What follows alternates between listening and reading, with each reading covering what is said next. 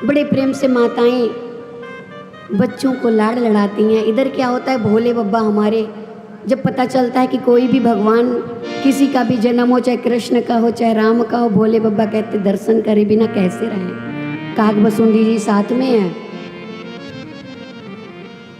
तो कहते क्या किया जाए, ऐसे जाएंगे तो दर्शन भी नहीं होंगे। तो अयोध्या के बाहर बैठ जाते हैं भोले बाबा बूढ़े से, और कागभसुंडी जी भी साथ में हैं। सारे में शोर मचा देते हैं कि बाबा जी आए हैं बहुत पहुंचे हुए। हस्तरेखा देख के पूरा ही भविष्य बता देते हैं। इधर प्रभु को भी पता चलता है तो रुदन करना शुरू कर देते हैं। मैया कौशल्या कहती हैं कि अब तो ये चुप ही नहीं रहे, क्या किया जाए। तो पता तो चला कि बाबा जी आए हैं, कि बाबा जी को लेके आओ।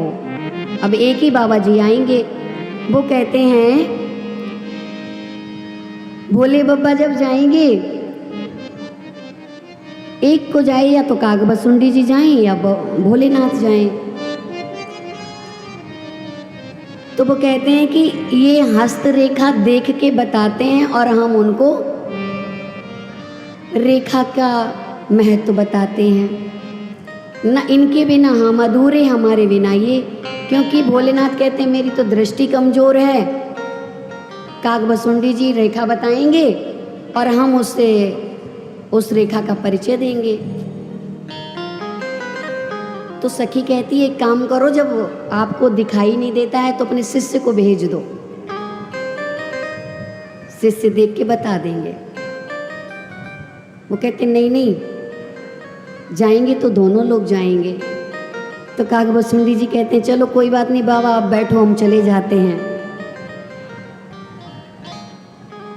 सखी कहती है चलो ठीक है, हम पूछ के आते हैं मैया से, अगर दोनों लोगों की आज्ञा हुई तो हम ले चलेंगे। मैया कौशल्या दोनों के लिए कह देती तो दोनों लोग जाते हैं, कागभसुंडी जी भी और भोले बाबा भी। जैसे ही प्रभु को लिया, समाधि लग गई बाबा की। तो वो कह रही कि इतनी देर लग गई रेखा पढ़ते हुए, तुमने रेखा तो बता दी और बाबा की समाधि लग गई।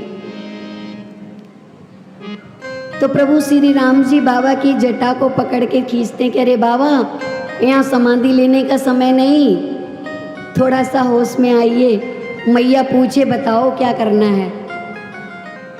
तो बड़े प्रेम से भोले बाबा कहते हैं कि कुछ समय के बाद एक बाबा जी आएंगे। मैया कहती बाबा जी आएंगे, क्यों आएंगे, कि जब आएंगे तो दोनों को लेके जाएंगे, आपके बच्चों को। कह रही नहीं नहीं भैया, हम नहीं देंगे अपने बालकों को, एक तो इतने समय के बाद तो हमें संतान की प्राप्ति हुई और आप कहते हैं कि कोई आएगा और ले जाएगा, हम नहीं देंगे। कह रहे नहीं नहीं मैया, बिल्कुल नहीं ले जाने को आ रहे हैं, वो तो आएंगे और बहू लेके आएंगे, साथ में बहू लेके आएंगे। कौशल्या मैया कहती तब तो कल ही आ जाने दो, क्योंकि माताओं को बहू की बड़ी चिंता होती है कि जितनी जल्दी हो बहू आ जाए घर में।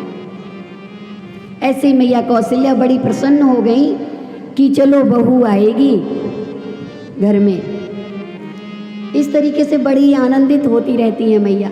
और इधर जैसे ही भोले बाबा आगे का बताने की सोचते हैं तो प्रभु श्री राम जी इशारा करते हैं अभी मत बताना आगे का, पता चला आप कह दो कि वनवास जाएंगे बहू आने के बाद, तब तो मैया अभी से ही पूछो मत क्या होगा।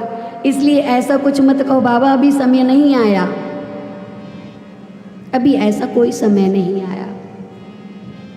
इस तरीके से बताने के उपरांत मैया बाबा दक्षिणा वगैरह देती हैं और बड़े प्रेम से ही भोले बाबा दर्शन आदि करके चले जाते। समस्त देवगण आदि आते हैं, प्रभु के दर्शन कर करके चले जाते हैं।